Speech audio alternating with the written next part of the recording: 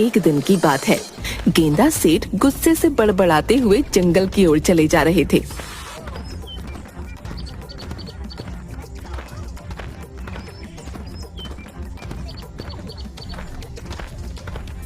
मेरी पत्नी अपने आप को पता नहीं क्या समझती है। जरा सा भोजन क्या कर लेता हूँ, आसमान सर पर उठा लेती है। अब मैं गांव में नहीं रहूंगा, जंगल में ही रहकर अपना जीवन व्यतीत करूंगा। हाँ। अचानक गेंदा सेठ की नाक में ताजा ताजा फलों की सुगंध टकराई। अरे ये तो ताजे ताजे अमरूद और सेब की सुगंध है। वैसे भी घर से चलते हुए काफी दूर निकल आया हूँ। मुझे तो बहुत तेजी से भूख लगने लगी। मैं क्या करूं? गेंदा सेठ इधर उधर देखने लगे। तभी उन्होंने देखा कि एक साधु हाथों में फलों की टोकरी पकड़े हुए जाल में बंद था।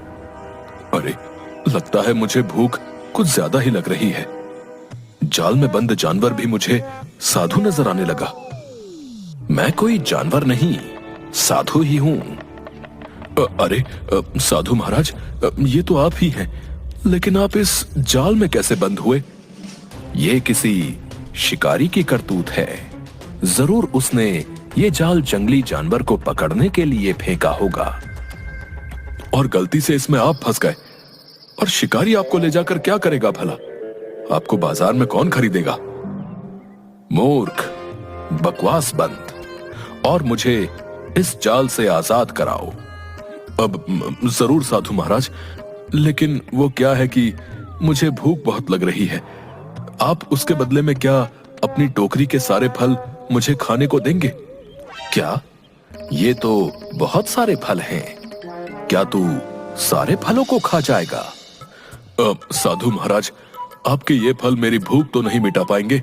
हाँ, लेकिन फिर भी मेरे पेट में जरा सा वजन पहुंच जाएगा और थोड़ी सी ताकत आ जाएगी। हाँ, ठीक है, जल्दी से मुझे इस जाल से आजाद कराओ। साधु की बात सुनकर गेंदा सेठ खुश हो गया और उसने उस जाल को जमीन से उखाड़ दिया। साधु आजाद हो गया। तो तूने मुझसे फल मांगे हैं, लेकिन तूने मेरी मदद भी की है। ये ले, ये सारे फल, जाकर इन्हें आराम से बैठकर खा ले। अरे साधु महाराज, इतने फल तो मैं खड़े खड़े ही निपटा लेता हूँ। इतना कहकर गेंदा सेठ सारे फल बड़ी फुर्ती से खा गया। लगता है तुझे भोजन से बहुत प्यार है। मांग, क्या मांगता है? मुझे और क्या चाहिए साधु महाराज, मुझे तो बस बहुत सारा भोजन चाहिए। भोजन के अलावा भी बहुत कुछ है। आप तो बहुत पहुंचे हुए साधु लगते हैं। आप मुझे कोई ऐसा वरदान दीजिए जिससे भोजन मुझसे कभी भी अलग ना हो पाए। गेंदा सेठ की बात सुनकर साधु जोर जोर से हंसते हुए बोला, जा, मैं तुझे वरदान देता हूँ। अधिक भोजन मनुष्य की जान ले लेता है, लेकिन तेरे साथ इसका उल्टा होगा। जब तक तू भोजन खाता रहेगा, तब तक तू सुरक्षित रहेगा। भले ही चाहे यमराज तेरे सामने क्यों ना आ जाएं, भोजन खाते में वो तुझे अपने साथ नहीं ले जा सकते। इतना कहकर साधु महाराज वहाँ से चले गए। मगर साधु महाराज का वरदान गेंदा सेठ के दिमाग के ऊपर से निकल गया। ये कौन सा वरदान हुआ है? मेरी तो कुछ भी समझ में नहीं आया। एक काम करता हूँ, घर पर जाता हूँ। मुझे घर से नाराज होकर आना ही नहीं चाहिए था। अपनी पत्नी को मना लूंगा। मुझे बहुत तेजी से भूख लगने लगी है। गेंदा सेठ सीधा अपने घर की ओर गया, मगर गेंदा सेठ नहीं जानता था कि यमराज और चित्रगुप्त में उसी को लेकर बहस चल रही थी। लाओ चित्रगुप्त, पृथ्वी पर उन इंसानों की लिस्ट मुझे जल्दी से दो जिनकी आत्माओं को आज मुझे खींच कर लाना है। पृथ्वीवासियों को पता चलना चाहिए कि यम है हम। ये लीजिए यमराज। यमराज चित्रगुप्त की लिस्ट को देखते हुए आश्चर्य से बोले, ये क्या चित्रगुप्त, तुमसे कितनी बार कहा है कि तुम्हारा ध्यान अब काम से भटक रहा है। इस लिस्ट में तो सिर्फ एक ही इंसान का नाम है, गेंदा सेठ। यमराज, ये एक इंसान बहुत से इंसानों के बराबर है। आप इसे नहीं जानते? तो तुम ये कहना चाहते हो चित्रगुप्त कि हम कुछ नहीं जानते? शायद तुम भूल रहे हो कि यम है हम सब कुछ जानते हैं। क्या खाक जानते हैं आप? अरे पिछली बार आप एक 60 वर्षीय मनुष्य की आत्मा को उसके शरीर से खींचकर यहाँ ले आए थे। बाद में पता चला कि उसकी आयु 100 वर्ष की थी। उसमें गलती मेरी नहीं बल्कि तुम्हारी थी चित्रगुप्त। तुम्हारा ध्यान अब काम की तरफ कम बल्कि नाचती अप्सराओं की तरफ अधिक होता है। कितनी बार मैंने तुमसे कहा है कि अपने तौर तरीके बदल लो। देखो इन इंसानों को, ये अब अपना सारा डेटा टैबलेट और कंप्यूटर में फीड रखते हैं। तुम अभी तक वही कलम और कागज का यूज करते हो। आपको क्या हो गया है यमराज? मत भूलो ये पृथ्वी लोक नहीं है। पृथ्वीवासियों से कुछ सीखना चाहिए। इंसानों ने टेक्नोलॉजी में कितनी ज्यादा तरक्की कर ली है, तुम्हें कुछ अंदाजा भी है? वो सब छोड़िए यमराज, जाइए इस गेंदा सेठ की आत्मा को खींचकर यहां तक लाइए। इस गेंदा सेठ ने पृथ्वीवासियों का जीना हराम कर रखा है। उसे इसकी सजा मिलेगी, उसे नरक में रखा जाएगा। तुम यहीं रुको चित्रगुप्त, मैं अभी कुछ देर में उसकी आत्मा उसके शरीर से खींच कर लाता हूं और अपने हाथों से उसकी आत्मा को नरक में डालूंगा, क्योंकि गेंदा सेठ शायद नहीं जानता कि यम है हम। इतना कहकर यमराज वहां से गायब हो गए। इधर गेंदा सेठ आराम से गहरी नींद सो रहा था। तभी अचानक वहां पर यमराज प्रकट हो गए। सो रहा है मूर्ख, आंखें खोल, तेरे सामने यमराज खड़े हैं। मगर गेंदा सेठ बहुत ही गहरी नींद सो रहा था। उसके खर्राटे और ज्यादा तेज हो गए। आंखें खोल मूर्ख मनुष्य, तेरे सामने यमराज खड़े हैं। अरे मेरी आवाज सुनकर तो बड़े बड़े सूरमाओं के रोंगटे खड़े हो जाते हैं, मगर तू टस से मस नहीं हो रहा। तू जानता नहीं है कि यम है हम। गेंदा सेठ सोते हुए बोला। पता नहीं मुझे ऐसा क्यों लग रहा है जैसे कि कोई बोल रहा है कि बबल गम है हम। बबल गम नहीं मूर्ख, यम है हम, यम है हम। अचानक गेंदा सेठ की आंख सोते हुए से खुल गई और वो यमराज की तरफ गौर से देखने लगा। देख क्या रहा है मूर्ख मनुष्य? अपनी आंखों से मुझे देखकर तेरी सिट्टी पिट्टी गुम हो गई ना? अब तो तुझे यकीन हो गया कि तेरे सामने वास्तव में यमराज खड़े हुए हैं। तेरा समय आ गया है, अब जल्दी से मेरे साथ चलने के लिए तैयार हो। मैंने सुना तो था कि अगर रात के समय मिर्ची की सब्जी ज्यादा खा लो तो सोते हुए सपने खराब आते हैं। आज विश्वास भी हो गया। मुझे वो मिर्ची वाली सब्जी खानी नहीं चाहिए थी। कल से मैं थोड़ी कम मिर्ची खाऊंगा, तब मुझे अच्छे अच्छे सपने आएंगे। ये जो कुछ भी तू देख रहा है मूर्ख मनुष्य, वो सपना नहीं बल्कि सत्य है। तेरे सामने वास्तव में यमराज खड़े हैं। इतना कहकर यमराज ने एक चांटा गेंदा सेठ के गाल पर जड़ दिया। अरे मेरे सामने तो वास्तव में ही यमराज खड़े हैं। हाँ गेंदा सेठ, ये मैं ही हूँ यमराज। अब तुझे पता लगेगा कि यम है हम। गेंदा यमराज को देखकर रोते हुए बोला। मुझे मत ले जाओ यमराज, अभी मैंने इस संसार में देखा ही क्या है। मूर्ख, इस संसार में तू पूरे 50 वर्ष बिता चुका है और मैंने सुना है कि इन 50 वर्षों में तूने 50,000 लोगों का जीना हराम कर रखा है। क्या अब और लोगों को परेशान करना चाहता है?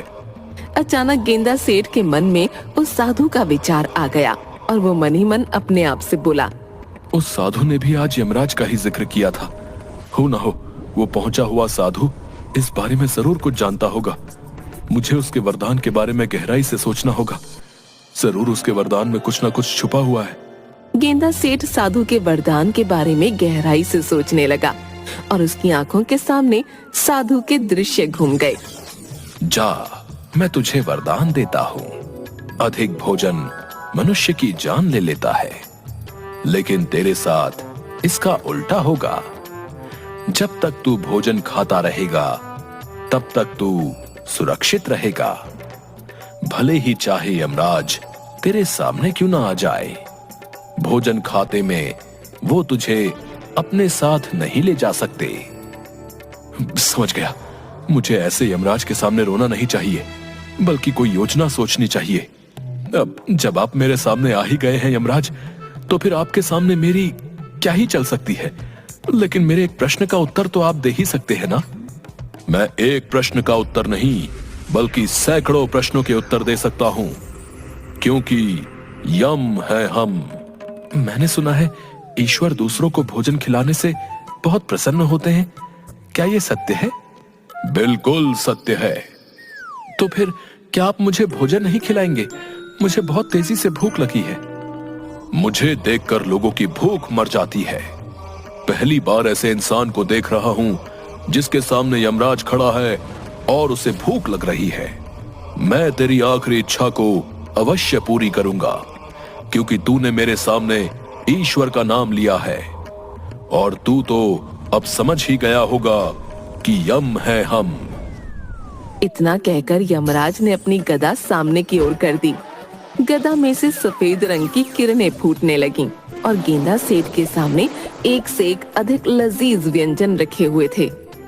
ले, खा ले आखिरी भोजन, उसके बाद तो तुझे मेरे साथ चलना ही होगा। एक शर्त पर मैं इस भोजन को हाथ लगाऊंगा। अगर मेरा इस भोजन को खाकर पेट भर जाएगा, तभी आप मेरे शरीर से मेरी आत्मा खींचोगे, भूखे पेट नहीं। क्या ये वादा करते हो आप? अरे, तेरे सामने 20 व्यक्तियों का भोजन रखा है मूर्ख मनुष्य। फिर भी मैं वचन देता हूं, क्योंकि यम है हम। यमराज की बात सुनकर गेंदा सेठ के होठों पर रहस्यमयी मुस्कान आ गई।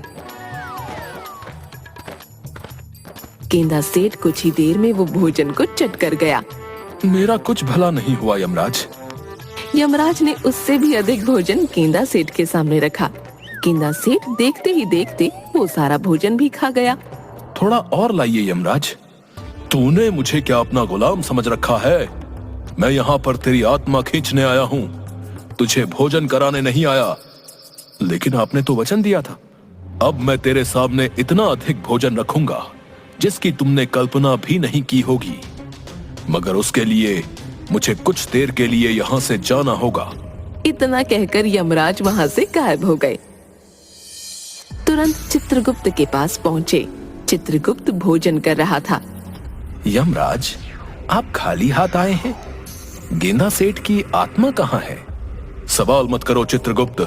सवाल करने का अधिकार सिर्फ हमारा है, क्योंकि यम है हम यहाँ से बहुत सारा भोजन ले जाने के लिए आए हैं। यमराज ने चित्रगुप्त का और वहाँ सारा रखा भोजन पृथ्वी पर ले जाकर गेंदा सेठ के सामने रख दिया। अब देखता हूँ तेरा पेट कैसे नहीं भरता। गेंदा सेठ आराम से फिर से भोजन करने लगा, मगर अब वो धीरे धीरे भोजन कर रहा था और यमराज को यही बात सबसे ज्यादा विचलित कर रही थी। तभी यमराज के कानों में चित्रगुप्त की आवाज टकराई। यमराज, इसने आपको मूर्ख बना दिया है। कितनी बार कहा है आपको कि अपने काम पर ज्यादा ध्यान दीजिए, ना कि इस बात पर कि यम है हम। अरे, पृथ्वी लोक पर इस भुक्कड़ का पेट कोई नहीं भरवा सकता, और आप यहाँ का भी सारा भोजन ले गए। सभी अप्सराएं भूखी बैठी हुई हैं।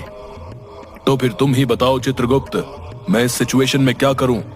मैंने इसे वचन दिया है, मैं तो फंस चुका हूं। अरे, वचन के बाद में ईश्वर से क्षमा मांग लेना, इसकी भोजन करते ही प्राण खींच लो। शायद तुम सही कहते हो, मुझे इस मनुष्य ने मूर्ख बना दिया है। इसे इसकी सजा जरूर मिलेगी, क्योंकि शायद ये अभी तक नहीं जानता कि यम है हम। इतना कहकर यमराज ने जैसे ही अपने गदे से गेंदा सेठ के प्राण खींचने की कोशिश की, तभी यमराज का गदा उल्टा ही यमराज के सर पर पड़ गया। ये कैसे संभव हो सकता है? ऐसा पहली बार हुआ है कि मेरा गदा मेरे ही सर पर पड़ गया। यमराज क्रोधित होकर गेंदा सेठ की ओर देखकर बोले, मुझे बता मूर्ख मनुष्य, तेरे प्राण मैं क्यों नहीं खींच पा रहा हूँ? आप मेरे चाहकर भी प्राण नहीं खींच सकते यमराज, क्योंकि मुझे वरदान मिला हुआ है कि भोजन करते हुए अगर मेरे सामने यमराज भी आ जाए, तब भी वो मुझे अपने साथ नहीं ले जा सकते। वरदान, जहां तक मैं जानता हूं, तूने तो सिर्फ लोगों को परेशान किया है, आखिर तुझे वरदान किसने दिया? एक साधु ने मुझे वरदान दिया है। आखिर वो साधु तुझे वरदान देने वाला होता कौन है? वरदान देने से पहले उसे मुझसे पूछ तो लेना चाहिए था। साधु महाराज वरदान देने से पहले आपसे क्यों पूछेंगे? तभी वहाँ पर वही साधु प्रकट हुए और मुस्कुराते हुए यमराज से बोले, क्या हुआ यमराज? आप इतने क्रोधित नजर क्यों आ रहे हैं? यमराज ने क्रोधित होते हुए सारी घटना उस साधु को बता दी। आपको कुछ गलत फहमी हो गई है यमराज। गेंदा सेठ की आयु अभी इस वक्त 50 वर्ष है, जबकि ईश्वर ने इसकी आयु 100 वर्ष लिखी है। ऐसे कैसे संभव हो सकता है? मेरे पास चित्रगुप्त का दिया हुआ लेटर है, ये देखिए। मुझे लगता है कि आप इस लेटर को स्वयं देखिए। यमराज ने जैसे ही उस लेटर को देखा तो उसमें गेंदा की आयु 100 वर्ष लिखी हुई थी। जब मैं पृथ्वी पर आया था तब तो इसकी आयु 50 वर्ष लिखी हुई थी। हाँ, लेकिन जब मैंने इसे वरदान दिया तब ईश्वर ने इसकी आयु के 50 वर्ष और बढ़ा दिए। शायद चित्रगुप्त लिखना भूल गए। ठीक है गेंदा सेठ, अभी तो मैं जाता हूं, लेकिन 50 वर्ष बाद मैं जरूर आऊंगा और उसके बाद मैं तेरी बातों में नहीं आऊंगा। वो सब तो बहुत बात की बात है यमराज, लेकिन आप जो भोजन लेकर आए हैं वो बहुत ही स्वादिष्ट है। इतना स्वादिष्ट भोजन तो मैंने पृथ्वी लोक में भी नहीं खाया। क्या आप थोड़ा सा भोजन और ला सकते हैं? गेंदा सेठ की बात सुनकर यमराज क्रोधित हुए और वहां से गायब हो गए। साथ ही साथ साधु भी। जो भी हो, इतना तो मुझे पता लग गया है कि दूसरों की सहायता जरूर करनी चाहिए। आज सुबह मैंने साधु महाराज की सहायता की और देखो कितना अधिक मुझे भोजन खाने को मिला। भोजन समाप्त करके गेंदा सेठ आराम से वहां पर खर्राटे लेकर सो गया।